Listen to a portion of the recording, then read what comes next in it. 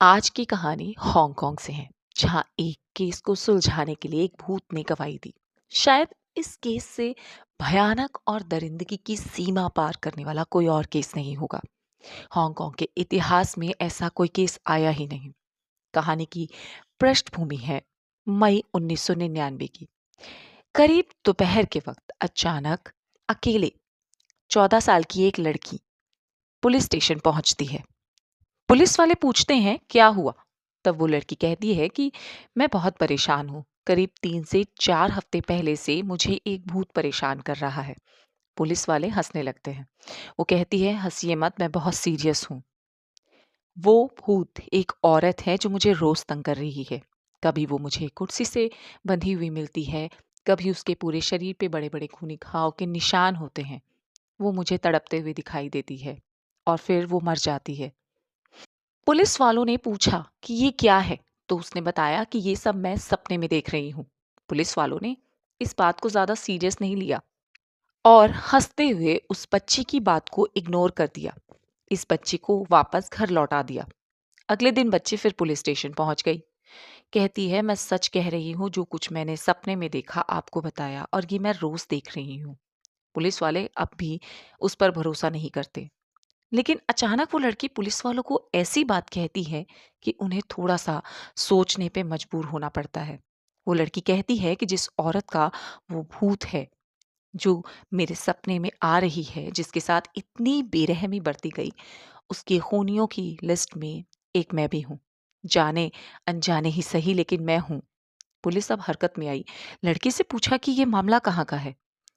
वो लड़की बताती है कि हांगकांग में एक जगह है, काओलोन डिस्ट्रिक्ट, जहां एक अपार्टमेंट का ये मामला है। पुलिस उस बच्ची को लेकर उसके बताए पते पर पहुंच जाती है।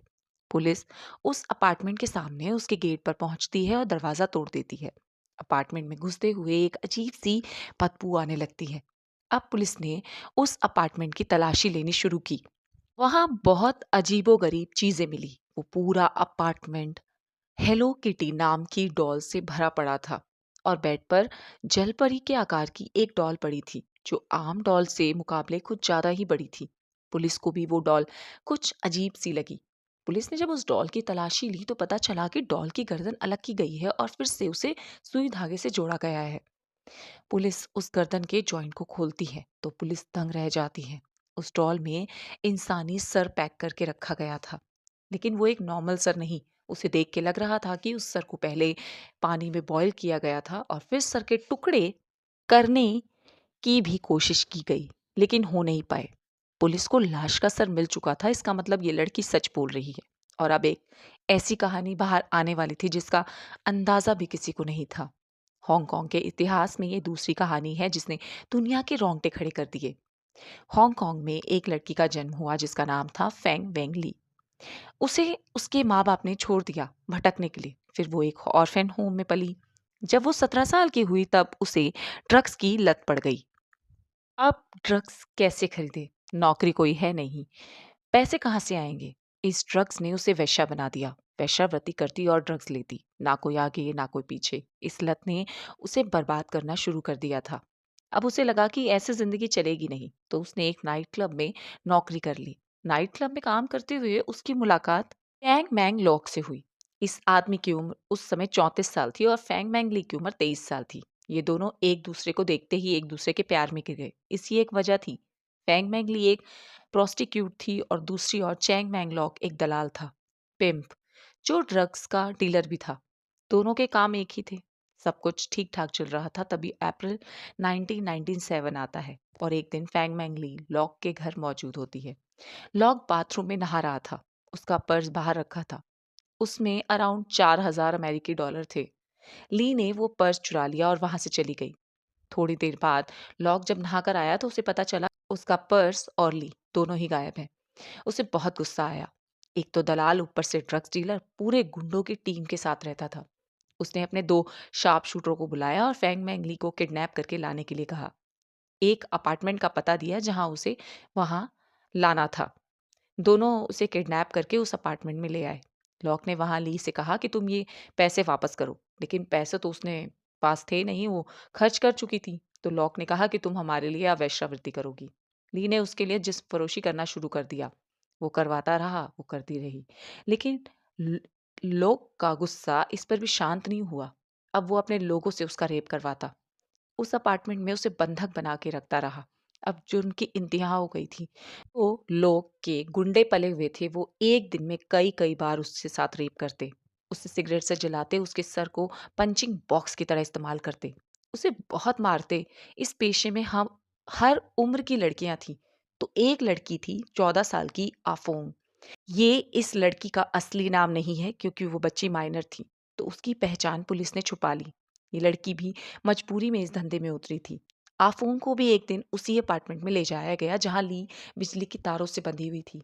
उसे 3 लोग बुरी तरह मार रहे थे, सिगरेट से जला रहे थे, खाने के नाम पर कुछ भी नहीं देते थे, और जो वो लोग उसे इतनी हैवानियत उसके साथ बरती जाती थी।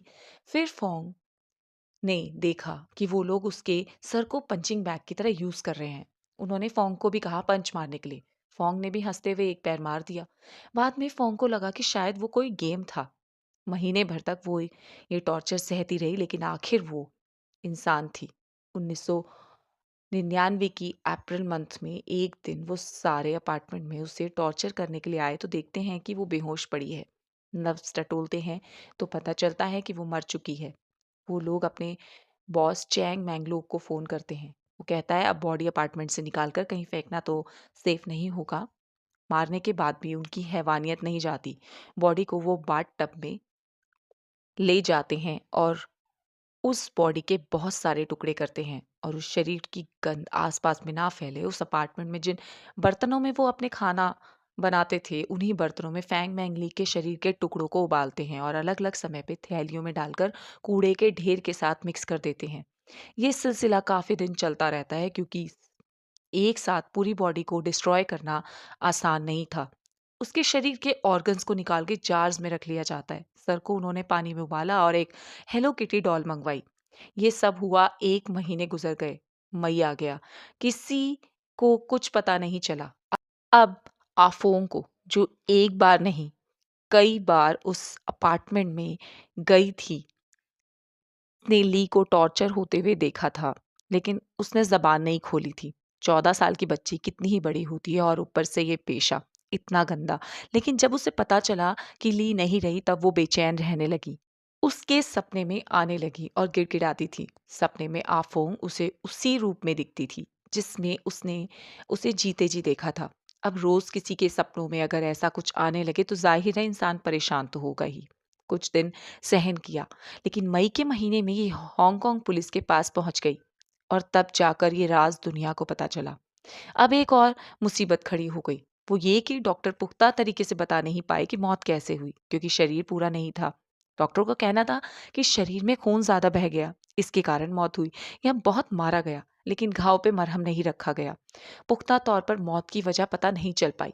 आफों की गवाही जो उसने देखा वो बताया। पुलिस ने उसे पूरी प्रोटेक्शन दी।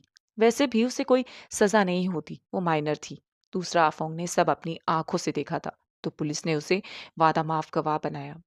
पुलिस और अदालत के सामने जो कहानी बयां हुई, अदालत ने इस पर टिप्पणी की थी कि इस हैवानियत की कहानी के सुनने के बाद फिर से इसे किसी और को सुना पाना नामुमकिन है। फैंग मैंगली की मौत पर 3 लोगों को गिरफ्तार किया गया, चैंग मैंगलॉक और उसके 2 शार्प शूटर। अब अदालत में बहस इस बात पर थी कि फेंग मेंगली की मौत इरादतन हत्या है या गैर इरादतन हत्या, क्योंकि डायरेक्ट मार देना या किसी को टॉर्चर कर देना दोनों अलग अलग मौतों के कारण हैं। इरादतन और गैर इरादतन हत्या में फर्क होता है। हांगकांग के कानून के साथ इन्हें गैर इरादतन हत्या का दोषी माना गया, लेकिन इन पर ह्यूमन स्लॉटिंग का आरोप, इंसानी मांस को काटना, पकाना और उससे डिस्ट्रॉय करना, ये एक बेहद सीरियस मैटर था। तो इन सबको ध्यान में रखते हुए उन तीनों को उम्र कैद दी गई। ये तो रहा अदालती पहलू। अब इसके दूसरे पहलू पे चलते हैं। एक भूत की मुलाकात इस बच्ची से हुई और ये केस खुला। इस केस में सबसे चौंकाने वाली बात जो थी वो ये थी कि जब उस हेलो किटी डॉल से वो ली का सर बरामद हुआ तो उसमें कोई बदबू नहीं थी। लेकिन जैसे ही वो सर अदालत में पहुंचा, वो पूरा कमरा बदबू से भर गया था। ये कैसे हुआ किसी को नहीं पता। जब डिफेंस लॉयर अपने क्लाइंट यानी चैंग मैंग लॉक और उसके 2 शार्प शूटर्स को डिफेंड कर रहा था, तो उसके पक्ष में दलीलें दे रहा था, उन्हें मर्डर चार्ज से बरी करने के लिए अपील कर रहा था, तो कोर्ट रूम की लाइट्स अपने आप फ्लिकर होने लगती थी। जज साहब ने खुद ये बात कन्फेस की कि केस की सुनवाई के दौरान कोर्ट में बैठी हुई कई महिलाएं जो केस सुनने के लिए आती थीं, जज साहब को उन सभी में ली की शक्ल दिखाई देती थी। उसके बाद जिस अपार्टमेंट में ली के साथ ये हैवानियत हुई, उस अपार्टमेंट में दूसरे किराएदार आए, 1 हफ्ते में भाग गए। इसी तरह अपार्टमेंट के दूसरे किराएदार आते रहे और जाते रहे, यहाँ तक कि आसपास के अपार्टमेंट्स भी खाली होने लगे। सबकी एक ही शिकायत थी कि उन्हें फैंग मैंगली सब जगह दिखाई देती है, कभी बंधी हुई, कभी घायल, कभी अपनी जिंदगी के लिए गिड़गिड़ाती हुई। इस इंसिडेंट को करीब 15 साल बीत गए, लेकिन लोगों के दिमाग से इसकी दहशत नहीं गई। 2012 में अपार्टमेंट के मालिक की रजामंदी से इस अपार्टमेंट को पूरी तरह गिरा दिया गया। केस एक दस्तावेज है। हांगकांग में इस मर्डर केस को हेलो किटी केस के नाम से जाना जाता है। अगर आपको मेरा ये चैनल पसंद आए तो प्लीज़ मुझे लाइक, शेयर और कमेंट करें। मेरे चैनल को सब्सक्राइब ज़रूर करें, मेरा मन की पूरा करवाएं।